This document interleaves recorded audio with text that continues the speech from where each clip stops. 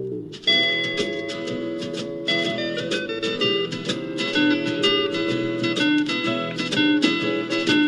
the world calling, but son, don't you listen. They're only trying to drag you back into prison, that's right.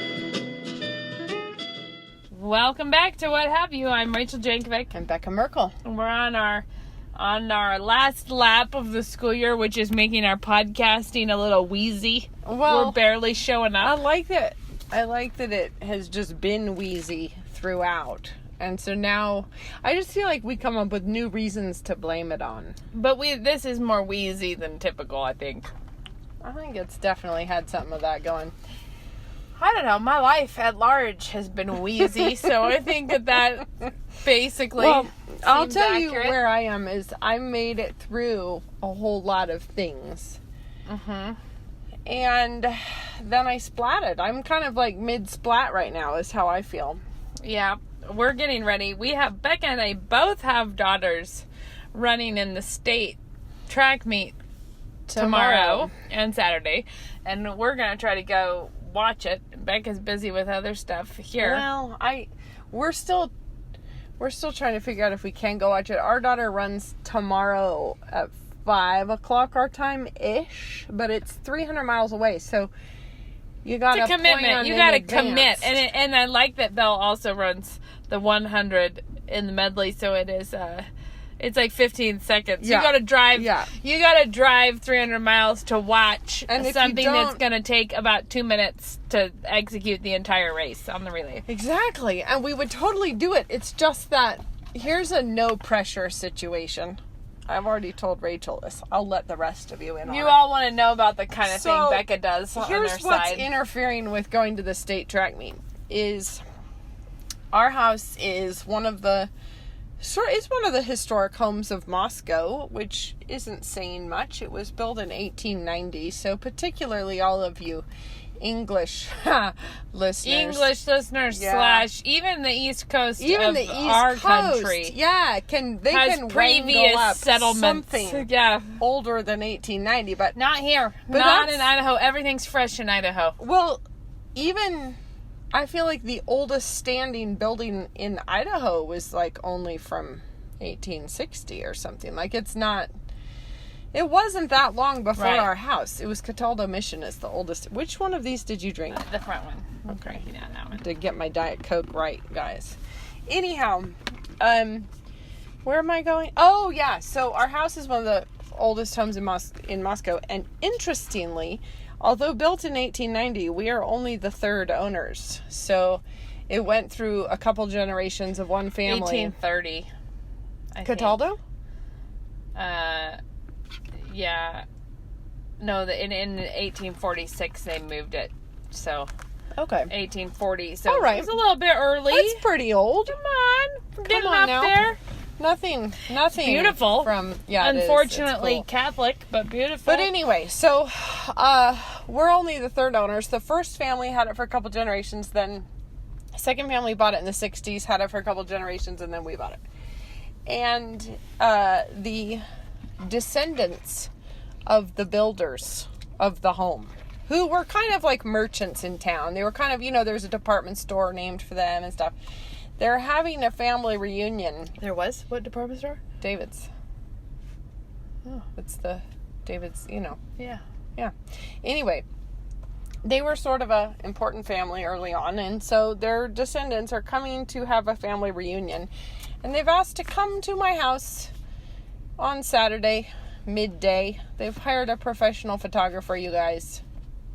Guys, this is no pressure. I'm not feeling it. I'm not feeling the pain, but Yeah. I'm spacing off because we've been having house showings and things. I know, but yeah. a professional photographer for the descendants Yeah. of the family. No pressure. No pressure. And I'm feeding them some foods in the middle of the day, which means that to go to a track meet Friday night when I have this happening in the middle of the next day is a little tough.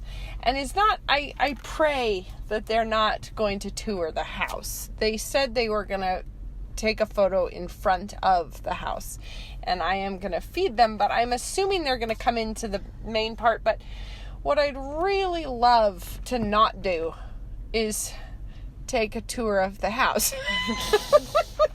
And who can stop them? If they're all there, like, I know. great grandpapa built this home. Can we see it? And you're like, no. No.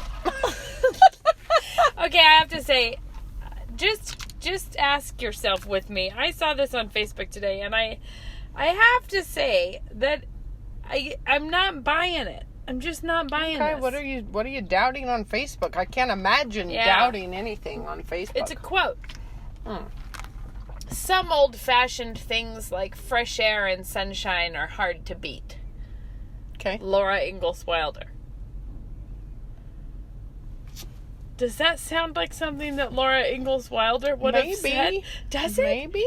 But what newfangled thing was Laura Ingalls talking about that wasn't fresh air and sunshine? I mean, like, if you're living a life with butter on paper for your windows, it's not like you've really been, on YouTube for days on end. Maybe it's when a fancy cousin came from the city. I don't know. Old-fashioned things like fresh air. I don't know why, but it just strikes me as a new take on Miss Dunn Lewis quotes. Everyone can write in with the reference and Yeah, tell you. do. I Googled it. Did it come up? No, just as inspirational Laura Ingalls Wilder quotes. So I don't know. The kind of thing I we didn't look imagine too hard. that I Laura didn't look Ingalls too hard. I just kind thought. of was like, that seems odd to me. Like, something about this is That's very funny. clunking in my perspective. I got through my protocol dress. We talked about that last time. Oh, we did? Got that done. Wow. I said it was coming upon us, and then I did that. That happened. My sink. My kitchen Is sink. it in? Is it here? I mean? No, it's stuck on a UPS truck that is, it has to, hopefully tomorrow, it's got to try to see if we can get a FedEx. Well, not FedEx, UPS, but it's a semi. It's a freight, so it's a huge, big semi. So it's got to. Are they going to bring it on a huge semi to you? Yeah. Why? Because I guess that's what it's on. Wow. It's freight, and it weighs like 450 pounds or something. That's pretty so good. It's they have the like forklift, Tell the everyone little about lift. I don't think we've discussed your sink. It's quite rad, you guys. Well, I'm hoping that it's gonna be rad. It's long. It's soapstone, so it is, but it's 5 feet long. It's a bathtub. It's essentially a wet countertop. Like it would be a long stretch of the counter that is a sink. That's a tub. You're like installing a tub into your Actually, counter. it's almost isn't 60 inches is a tub. Yeah, it's long. It is. It's real long. I think there are shorter tubs than that for sure, because you couldn't lie flat down in a tub, and 5 feet, that's pretty big, Rach. Well, the goal. She's installing an extra tall tub. I have a theory, but this is the problem. Nobody plans houses for my life. They just don't. They don't know about my life. Which the last episode we did was our incredibly boring monologue about napkins. and it was at night, so not only were we talking about napkins, we were slow talking about napkins. But we were slap happy. 2 people sent me word that why aren't you just using pants hangers for your napkins? And I was like, you've asked me a great question now. So I ordered some pants hangers. This is better than clipboards by a long shot. Well, I don't know why I wasn't. Well, the closet here that I was trying to make them fit in did not have a hanging element. There's no place to hang it. But that's quite But then I was genius. like, wait a minute. Yes, that's what I should do in my closet at our new house is just have a rod for all the napkins. So I'm definitely using Rach, though. listener suggestions. Yeah, crowdsource this one for me. Here's where I struggle, and I know that you just introed this with our last boring monologue about napkins, but I've thought of another headache about mine. So we have 7 people in our family, so when we're setting the table, most often it's for 7 people. You don't buy napkins in sets of 7. Most of the time I have them in bigger quantities than that, and some you might have a set of 12, or you might have a set of 24. This is just right back to the same heartache, that it's never the right number. But this is where I go wrong with it, is I have long since given up individually folding napkins. So what I always do is I spread it out I stack it, and then I fold the whole stack in half and lay it in the drawer. Look what is happening. But we're just derailing into another napkin podcast. I know. I said that, but I still have to get my question out. Do I stack them in packets of 7 so you can just pull out a packet? No, because no matter what you do, it will be wrong. I know. That's not how it is. So on your pants hangers, are you going to have packs of 9 or packs of 10? No, it actually holds like 24 in one. So I'm doing, I have a theory. All right. Hanging the large clusters of napkins in a stack, because the ones that I use when I set a table for 40, it's a lot of napkins. I know. And when you do that laundry, it's a substantial amount of napkins that just came through. So if you just stack them all together and then clip them and hang them up, it's no big deal. But it's a lot of them all in one hanger. But the napkins, I have been thinking for a while, I wanted to have smaller sets of napkins that I use just when it's just our family. Yeah. Which is also annoying because then 12 is the wrong number. Yeah, but I know. 8 is not enough. I know. It's all dumb, but we're going to fight the good fight and press on with napkins. Anyways, guys, sorry about that. Yeah, little but tangent. listener suggestions, just faithful listeners who listened through all of that, were like, you guys, I have a word. Don't turn it off yet, guys. We promise we're going to stop talking. We're going to halt the napkin progress and move back, do something else more interesting. Yes. Which would be what, Becca? What's more interesting? I'm trying to plant my tomatoes and my basil, and I've only got half of them in the ground, so I'm going to go home after this time, and that's when my fingers are disgusting and covered in, like, under my fingernails are black, and it's not good. I was out poking around in the mud yesterday. Job. Oh, we could revisit some highlights of earlier episodes by me saying that I was not wearing gardening gloves. And I grabbed a bunch of wet leaves because I'm trying to pull out some of the old leaves and junk from corners of the garden, get it all cleaned up. And I, instinctively, even though it's a handful of wet leaves, that you've just touched a slug. And I fling it, and it's like a big jumbo nasty one that I picked up between my thumb and my index finger. I did it, and then I flung it. And I also have another... What is the opposite of a praise report? Complaint announcement. That's exactly what I have. I woke up this morning with a spider bite on my temple. And that just hurts my feelings. Because that's gross. Because it means that there was a spider having a little run around on my face during the nighttime. Anyway... So that's my animal kingdom. You're just on the internet. I'm actually not. I'm looking. She's on her texts. No, I'm looking in my notes for questions because I knew that I have saved a few questions that people asked, and I was trying to remember what they were. And it hasn't been super handy so far. What I came up with is that I saved one that says confronting your husband. And then it must have been my shorthand notes for questions. Confronting your husband. The next line. Body, hair, and feminism.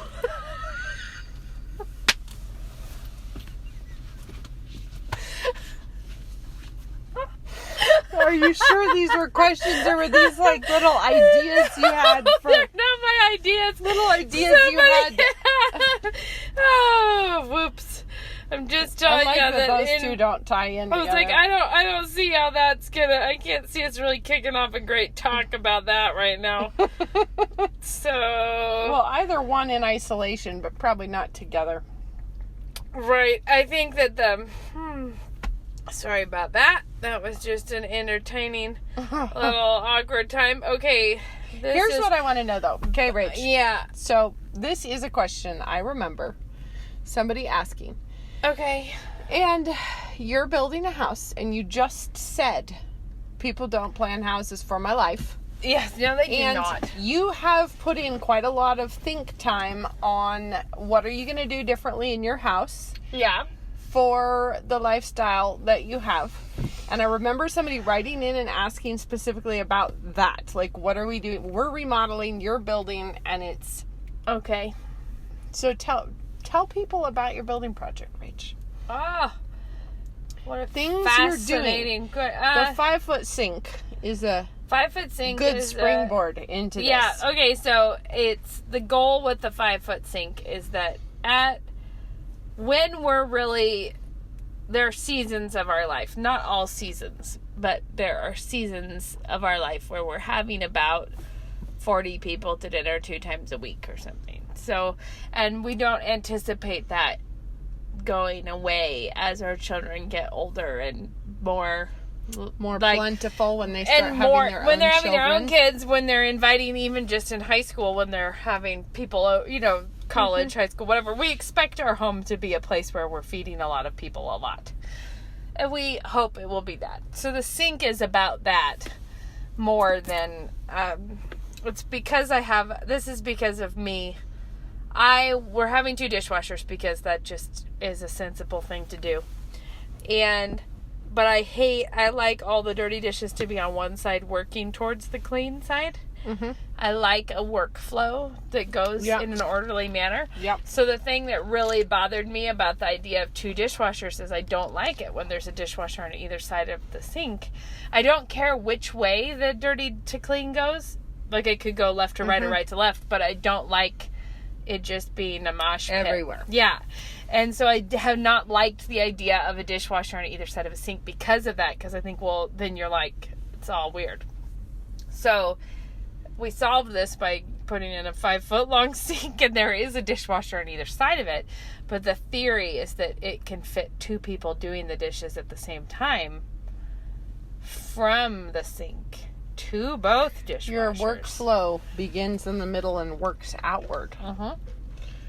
Okay, that's interesting. And then hopefully both of the above the dishwashers on either side will be a drain board. Are you doing 2 faucets or just one big one? Nope, 2 faucets, 2 drains, but it's only one sink, so it's one basin. There's no, so you could put a bunch of stuff all in the middle of the sink and have 2 people working it from there. And then we have the I think that will work. I hope that will work. There's other stuff that I really wanted a wide staircase. That was a thing that when we were talking about doing custom house plans, which we decided not to do because it was not cheap to do custom house plans. But that was one of the goals, was to do a really wide staircase that enters into the main part of the house, like into the main living space. Because I have a theory that children love to sit on... Well, I don't have a theory.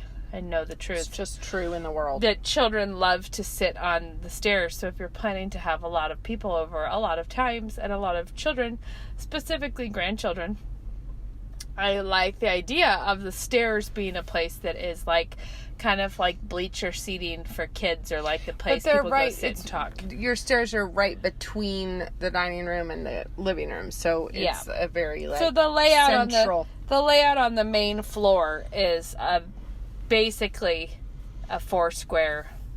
It's living room and a family room, a dining room and a kitchen. The main floor is just all public living space. But you should talk about your hall, because this is an important part of your decisions also. This is true when we were talking about doing custom plans.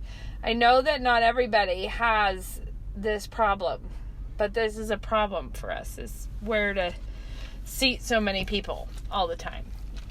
And it's not a problem because we go, like with Sabbath dinner, we go pretty casual in the summer, and we just do folding chairs and folding tables out in the lawn, which is fine because you can fit very comfortably 40-45 people out in the lawn. But when it would turn into the winter time, things become completely different. It's really hard to fit everybody. So when we'd have a formal time like Christmas, it's like every available inch of the space is a table and chair. You're just packing people in.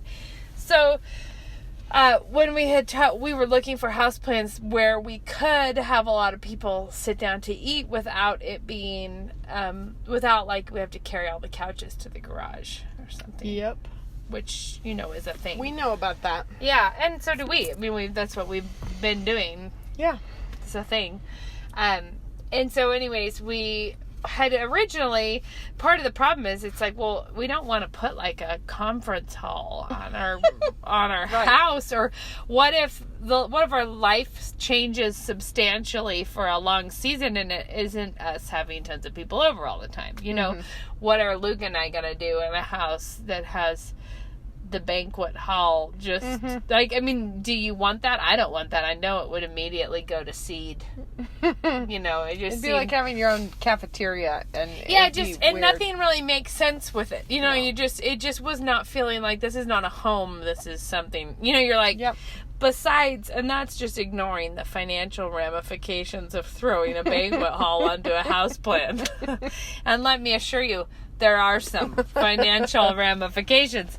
So we ended up doing things. So what ended up happening is we looked for house plans. I don't know if you all are familiar with this struggle, but when we were looking at houses, we kept finding houses that don't even have a dining room. Like that formal dining room has like been struck from the plans. Yeah. And so as unlikely as it is to find a big dining room, it's just finding a regular dining room. You know, like it's very hard to find these plans, and because it's a 4-square simple layout, the entryway, you come in a little entryway, and then it is 8 feet wide, and the hall is 8 feet wide, the whole depth of the house. So it goes from end to end is an 8-foot wide hall.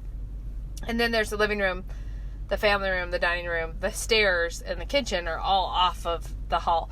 So it's not like a closed in hall. It's it's hall open between spaces. But that's why we bought the plans, because we thought we could actually seat a ton of people in that hall, and it's not a place. You could do one big huge long table down the hall, and it's not. You wouldn't have couches, and you wouldn't need to renovate the whole situation to fit them there. You could just put them there. So that, I think that's super genius, and it's funny too, though, because finding the house plans that, like, old houses tend to be lots of little pods everywhere, little rooms that are pods. And then modern houses tend to be one big thing. And it's really hard to strike the balance, and I think a lot of it depends on what kind of entertaining you do. But our house, I have to say, if I had been building, I would not have thought of doing this, but for the kind of entertaining we do, our kitchen is separate with a swing door. And it's a big enough kitchen that I think once it's done, which it's not right now, you could have people in it because everybody wants to come to the kitchen. But it's also really nice when you have people sitting down out in the main part of the house having their whatever event. You can have people working in the kitchen who are able to actually talk to each other. Because, you know, it's kind of a separate thing. Ours is more open than yours is, and the kitchen especially is more open than yours is. But it somehow is not all the way open concept. But it is very open and flowy from one space to another. But it is not. It's not totally open. Yeah. We did add a back hall because I think originally. Actually, I'm not sure how that exactly panned out. We didn't want to have a door to the hall, to the bathroom, be what would essentially be right behind someone sitting at the table. If you, shimmy down there and get behind his chair.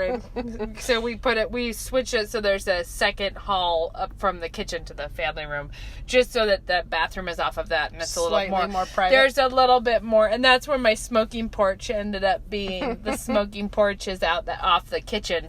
Yeah. But I'm sure that we will find all kinds of obstacles because there's no such thing as a place that will not have obstacles. No. But we'll figure them out. But we're aiming to overcome the ones we knew about. But I do think that like the way your house is laid out really does dictate what kind of things you can do. Because like if you have one giant open plan, that can be super lovely with everybody able to just be kind of a part of the kitchen and everything. It does mean, though, that your mess is always very there. Yeah, So- and I like the look of an island that is all flat, like a table space island, but I don't think we're going to do that just because of strategy, wanting part of the kitchen to not look like you want everyone in it. Yeah. And having a clear line, like, I don't want to have, if you're trying to, like, you know, put pastry in a bunch of pie dishes, having people, like, set their purse in the middle of it. Yep. Is, like, that's a different problem. So I'm kind of gonna, I think we're gonna end up trying to do a second level on the island, even though it's not aesthetically my favorite look. But it's a boundary. It is a really, it's kind of like, this is the part where you can put your elbows, and this other part is not for your elbows. Well, I do think that I have found with various events is that people do not behave intuitively at parties or events. And They don't, it's weird. It's actually like you can't enter into the mind of a hostess unless you are the hostess. yeah, and so you don't, well, I've been feeling like, do we need to just have an app, you know, where somebody can just follow their app through the party? It will tell them where to go, what to do. It's ridiculous. What makes me It's laugh just funny is that because people, however frantic the time is in the kitchen, Yeah. people always come in to share confidences with you at that time. Oh, yeah. And sometimes really funny ones, because it's like you might be in the middle of a full court press on the pasta. Yeah. But someone will be like, I'm having this problem with my toe. And you're just like, what? Like, how is this a thing? But then it ends up being because they need help with something. Because they got there and they're like, oh my goodness, I didn't, you have a Band-Aid, or you know, whatever. Yeah. But it is a really funny, it always is funny. And you think, and then you feel it. It's like when people make some kind of comment about your children or something that is just totally Innocuous. it's just done. It's just been done all the time, and they don't mean, whatever. And you notice it, and then later you notice yourself doing it. To other people? Yeah, like where you're like, I'm doing that thing where you just make some vague remark to me. Or we went over to someone's house, and I feel so laid back that I went into their house, and I'm like, man, do you have any crushed ice? Have I just done that? I just did that. Like, as far as, I just mean people coming in and putting their purse on where you're making your pie. Yeah. There are so many things that are very funny where it's like, I feel like, let's say I'm making this up, but let's say you have an event. Mm-hmm. And so, like, some of the ones I have to do at CJ's, there's this hideous, giant, ugly, old coat rack that is there for some reason. But it's like, okay, well, that's handy. People can put their coats on it when they come in. It doesn't matter if you have the world's biggest, ugliest coat rack sitting directly in the hall that they had to walk right past to get in. Yeah. They will come in, wander around, come into where you're wildly trying to deal with meringue, and then they'll be like, I don't know where to put my coat. And you want to be like, it gets you. Do you understand what's going on with the stewardesses on the airplanes? Look at me with the seatbelt, guys. I said eye contact. The seatbelt clicks in like this, like so, like this. Watch. And so, but it doesn't matter because, like, I feel like you can set up right by the door a big table that is covered with, here is a drink. You are welcome to pick up a drink right here, right by the door. And then people will walk right past it. And then enough people will walk right past it that other people think, well, I don't think we're supposed to touch that yet because nobody else is touching that. Yeah. Or you could have the dessert table over there. Clearly nobody should get into that yet. And But they do. Somebody starts serving it up. Like, They're like, I best dive in. They're like, I see the coffee's brewing already. And so they jump in on it. And it's a really funny thing. I think the goal, this actually, taking it away from hospitality, I might have said this lately when we did that one to mothers of really little kids, but it was one of my hot tips when the twins were babies, is I got a baby gate and put it in our bedroom door. Oh, yeah, you have talked about And this. then, but Smart. the idea is that was the one room that I kept clean, that I would get up in the morning, make the bed, get everything all tidied up. But then I could just step over the gate and I would change the babies in there or nurse them in there sometimes. And then the other girls could come and talk to me, but they weren't like, it was a mental reminder to them that they were not invited there. Yeah. And I think that that's just part of being traffic gracious flow. is like, why don't we just try to not signal to everyone? I have an example of this that maybe I've talked about this before. I don't think I have. So the way our house works, there's one bedroom on the main floor and it's right off the dining room, but it's before you go into the kitchen. Mm-hmm. So if somebody's looking for the bathroom, it's like there's a door right there. Maybe that's what that is. And so people would all the time open the door to go in to see if it's the bathroom. And first it was like an extra bedroom. Now it's our bedroom. And just because you've gotten the front of your house cleaned up for a party doesn't mean you want to invite everyone into your bedroom. Because Are you sure? You know how that can be. So, that was always awkward because you might not have wanted your bedroom to be on display and yet 4 different people blasted into it in the hopes of finding a bathroom. But, early on, while we lived there, I think it was before it was our bedroom, it was an extra room, and I was using it to stash Christmas gifts, and I didn't want the kids to go into it, so I printed out a little piece of paper that said no in huge letters, but they were red and sort of circusy, and I had an exclamation point with a little star on it and just said no, to remind the kids, don't go in there, there's Christmas gifts. Right. Suddenly, though, people did not just fling it open to find out if it was the bathroom. People kept being like, where is your bathroom? And you're like, see, I'd much prefer to do it this way. That's actually better. So you can always just put a great big no sign on your door. But the thing is like, I feel like people almost need that written instructions or physical barriers. Yeah. To like guide people in No, it's actually traffic. just manners. It's just good manners. I'm not talking about from the the people hostess, from the yes. hostess. It's just good manners because nobody also wants to be the person who let themselves into your bedroom on accident. Like No. they aren't trying to do that. But I just think like when at a party or an event, not like if you just have a couple over for dinner, but I mean if you're in a big group setting, people can't always find the hostess to say where's the bathroom. So they just start opening doors or they're engrossed in conversation with somebody and they're not thinking about the fact that maybe the dessert buffet shouldn't be open. They're just involved in talking about something. And so I just feel like once you have an event, you have to make things really, really obvious to people. Yep. Because otherwise they'll miss it. And it may seem obvious to you, but it won't be to the multitude. Yeah. It's really true. So anyway, I think doing hospitality, the fun thing about hospitality is that it is good for people to receive hospitality, but it's so good for you to extend it. It's so good to be in the practice of really trying to do things for other people and not because you expect to get something back from them. Yeah. There's that idea that we want to show people hospitality so that we will get some kind of accolades or a tribute back from them. We'll get some kind of a reputation. You changed my life by that.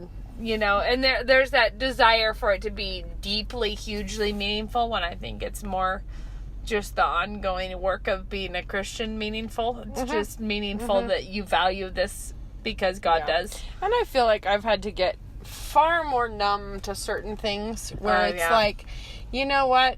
Everybody just saw that. And you know what? That's probably all right because they saw it and that's how it is. They saw that? Well, for instance. What did they saw? Well, I'm thinking of my house. They saw that. This very morning, the track team leaving for state. They're leaving at like 8:30 or something. So my daughter Belle invited the team to come over for breakfast. But she asked last night, like, would that be possible? And I was like, totally. But you're going to have to help chip in on getting it cleaned up and stuff. And then I proceeded to crash hard. Yeah, actually, your husband burn sent me hard. a picture of you. No, he didn't. He did.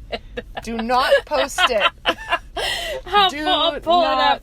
But don't you dare no, post I'm not it. posting I can't it. even imagine what it is. It's actually really funny. I It's a good one. hardcore crashed. It's quite good.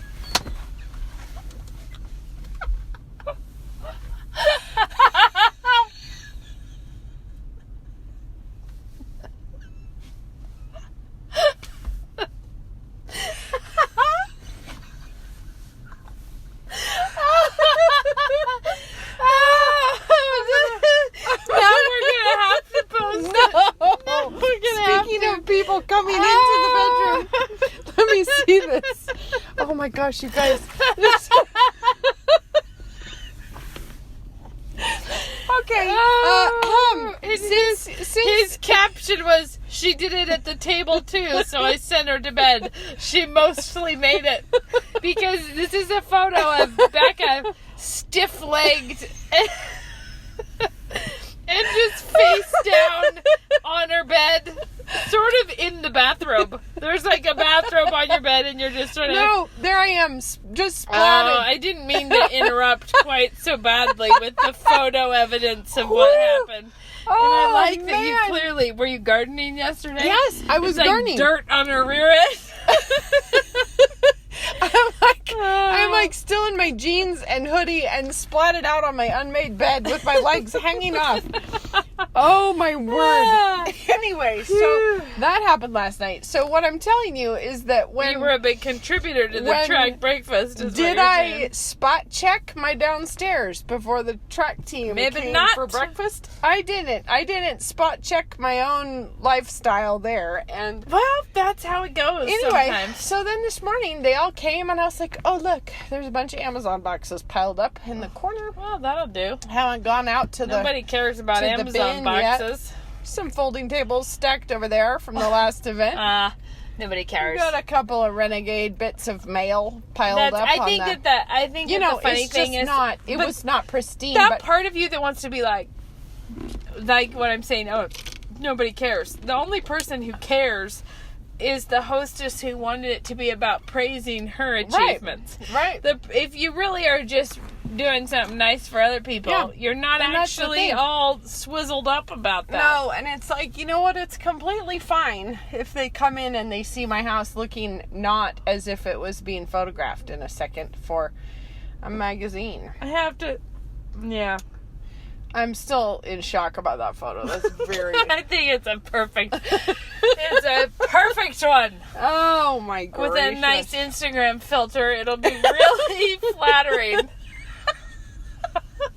I had been digging a lot of big holes in my garden. Oh, it's a good picture. I think I'm gonna spruce this thing up Don't to share. you dare. It'll be like think the we worst. should. The worst in inviting to my life. Are we needing to Oh, wrap my ourselves word. up here? Well, No, we kind of have to pretty soon though, We have because to do we it quick. have because I have to go pick my children's Mm-hmm. up. But do you want me to read you a breathtakingly evil thing that somebody sent okay. to me? Breathtakingly evil is just what I was in the market for. Yeah, I thought so. This one's really good though. Take this as a word of encouragement, girls. One day you're going to come across a man that will worship the ground you walk on. Woo. Do not stop until you find that man. Eek. He will love and cherish every inch of you, personality, body, mind, etc. And he will do everything in his power not to lose you. Don't settle for half-ass men. What? I Wow. mean, I felt like this one is really amazing. Because is that a man? Let me see it. Let me see this because just Basically, we were doing this he the other day. worships you because he has no sense of reality No, but or perspective. Remember, okay, so many of these things, if you were to change it to reflect the men, listen to this. Yep. One day, men, you're gonna come across a woman who will worship the ground you walk on. Yes! Do not stop until you not find that woman. Find her. She will love and cherish every inch of you. Personality, body, mind, etc. etc. It's so uncouth. And she will do everything in her power not to lose you. Yes, like she will. Don't settle for Don't half-assed settle. And the idea that the only full woman would be one who would worship you. Oh, and not believe you have any failings, but and, like and all of just the, and will devote his life to all trying of the to be self-care stuff, though. Like some of the ones we've seen about. One great big. But imagine if it was the Dumpster men. fire. You deserve a night out with the boys. She needs to stay home and take care of the house and let you have some time out bowling with your with your buddies. And demand what you want. Yeah. And don't give up. Just say, I'm going to have time alone and you're going to deal with it, Husbands, woman. cut that toxic woman out of your life. Yes, if she doesn't give you everything you ever wanted. Men, just drop that woman. Men, fill up your own cup before you... Okay, this is a good, I'm gonna be going on a little tour talk on Instagram only. Just meant multiple posts coming up. I'm not actually going anywhere. About flattery, because one of the things that I have felt is so self-evident, and then I've realized it's not self-evident because it's actually tricking people, you know, it's actually doing this, is that, okay, if you are on Facebook and there is a meme that says, You're don't perfect. feel bad, you're doing the best you can, you are really important to your kids, and they're lucky to have a mom like you. And then there will be hundreds of comments of people saying, thank you, I really needed to hear that. And you say, what? Because there's no truth in it. And the reason there's no truth in it, even if it is accurate, even if it happens to be accurate about you at that moment, there's no truth in it because the person does not know you. There is no connected value standard. They're saying the same thing. Like if you're giving your 2-year-old cigarette burns, they're saying the same thing to you. Right? They're saying your children are lucky to have you, period. You're amazing. You're doing your best. And it's like, what if I'm not, though? What if you're lying? And the thing that I was thinking about is that Christian women have developed such an aversion to actual biblical encouragement, like Christian encouragement, and what they have decided is encouragement is compliments, right? So a compliment can be a completely legitimate thing. It can be like your mom saying, honey, I'm really proud of you for this. That's encouragement and a compliment. And that's a really nice thing. But it is also something that in the absence of as many compliments as we wanted, genuine compliments, we have thought that that is encouragement. Like encouragement is when someone comes and says, you're so beautiful, I wish I could be like you. And so we forget the fact that encouragement is actual, Christian discipleship is encouragement. And then because we're not getting enough compliments, we've settled for flattery. Flattery is just a lie. And it's also, the Bible is just full of warnings about flattery and what it is, and compares it even to a net to snare you in. Like, what is the goal of flattery? It's not encouragement. That's the thing. Is that the goal of flattery is control and hatred in a way. If somebody's flattering you, they're trying to use you. Yeah, for some reason. And the Psalms refer to it as lying lips. Like, keep me from that. Like, protect me, Lord, from lying lips. And the thing is that I think Christian women are not recognizing that there is an agenda behind the lies. They're thinking there's no agenda there. This is just someone trying to be nice to me. But it's not someone being nice to you. It is deceit coming into your life, and it is, and it is. It's the bait, and there's always a hook. There's a trap. They're trying to set the hook in you. And the sad part is how well it has been working. Yeah, really. Because when you come in with really true biblical discipleship, which would be like, women, read your Bibles, like confess your sin, read your Bible, obey Jesus. And everyone has a heart attack and says that that's not encouraging. And you think, yes, it is. But I haven't really fully developed this thought. It might be weird, but the thing is that, like, we can laugh about if there were memes to men that were saying, men, you are perfect just as you are. Never apologize for all you do. No, you're amazing. Your wife is lucky to have When you mansplained that earlier, it was amazing. It was the best thing anyone ever did.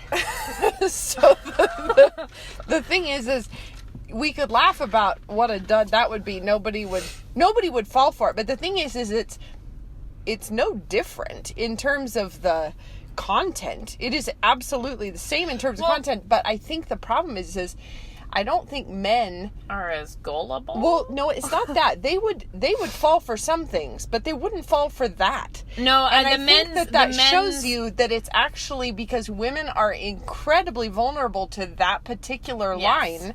Yes. Men aren't really vulnerable. No, but like the question that you have to ask yourself is, why do car magazines feature a woman in a bikini lying on the hood of the car? Because that's as dumb, but it works on men. Yeah. Right? Like, it's like if you owned this car, women like this would appear on the hood spontaneously in your life.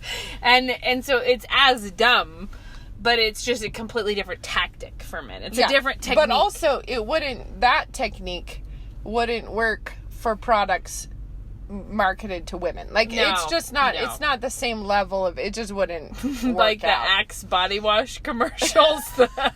Like if you reversed the roles somehow. It just, somehow not the same. Well, when women are shopping for, I don't know, like a new dust buster. Well, they probably do make an effort at this, don't they? They probably do, but it's not, it's gonna be ironic. Like, yes. It wouldn't. No, it's kind of, it would be a joke. It wouldn't be for real. Right, and the thing that's so funny is that we see how dumb it would be if you said, men, no matter what you did today, it was awesome. Yeah. And we would all be like, what do you mean? Men are making mistakes all the time. You're like, oh, you're saying so women don't? So this or is you're another saying one. that perhaps your behavior might affect whether this is another one someone sent me from Eat Clean with Charlene. We're going to find out. To every mom who yelled at her kids today, to every mom who has a sink full of dishes, to every mom who can't find time for anything, to every mom who didn't shower today, to every mom that fed her kids cereal for dinner, you are enough. That's it. That's the whole shebang. But just do it. To every man who yelled at his wife today, to every man who didn't take out the trash on time, on the floor, for every man who left the seat up again, for every man who spent all day playing video games, for every man who did that, you're enough. We all know how bad that is. It is, but for some reason, it's just visibly I'm just bad. saying that you use different bait to catch different fish. And this is a bait that works for women, and we would all see that it would be a ridiculous bait to use on men because it wouldn't work. None of them are interested. Who are you gonna catch with that? No. Yeah. Well, only the weird little something super weird is what you'd come. There would not be thousands of likes. No, you wouldn't find all of the men in their offices at work be like, I needed that. Shout out to me today. I didn't get a thing done, and I was just starting to feel bad about it, but this meme came along, buoyed me up in my hour of need. I was going to go home and yell at the wife, but then I was going to feel bad about it, so now I'm able to just freely indulge because I am enough.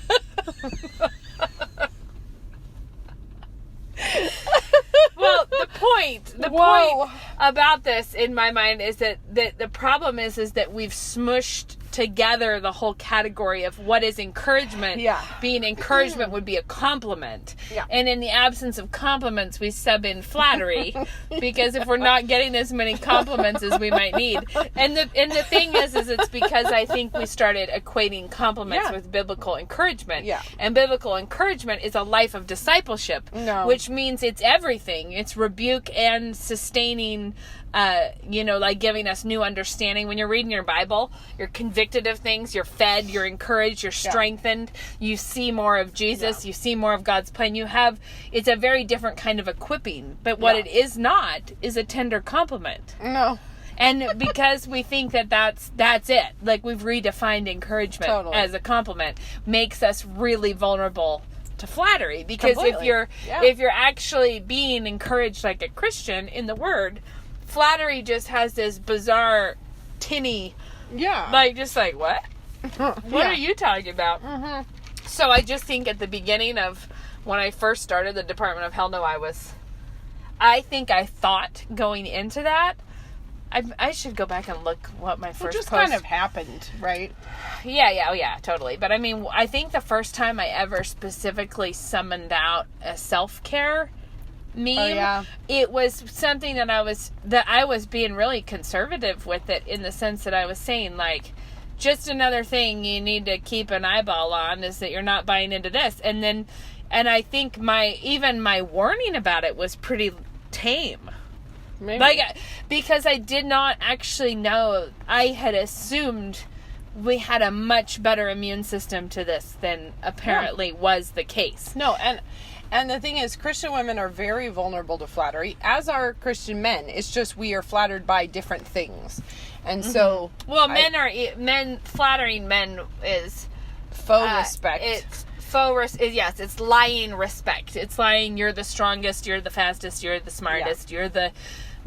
most amazing at this. And with women, we're saying, you're enough. Just enough. One day your children will realize how lucky they are to have you. That kind of thing. Yeah. Anyways, I need to go pick up my children. You got to collect the And we're children. having another rainstorm at pickup time. Luckily, just in time for the lacrosse game. Perfect. Yeah. All right, everyone. I'll bust out this image for everyone, no doubt. Yeah. No doubt Becca's wanting that. I'm gonna delete it immediately. It's actually a cute picture. Oh my word! Let's not even. I'm not posting it.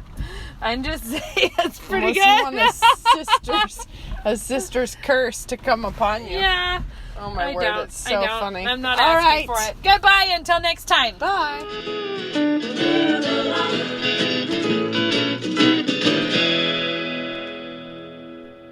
You think of yourself now, and then in 4 years' time, what do you want yourself to look like? And is the education that you're considering going to help you get to that place? When you're a student, you want to become like your teacher. You're going to become like your teacher. Looking at NSA beforehand, I knew I wanted to become like the men who are teaching here. Fireman, husband, father, doctor, no matter where you want to go, NSA is just such good preparation for the person that you want to be. If you want to be an effective Christian, you need to be able to lead and shape culture. If you want to do that, no matter what your occupation is, you need to shape yourself, prepare yourself as a person for that job. And liberal arts is, I think, the best education you can have for that. To learn more, check us out online at nsa.edu.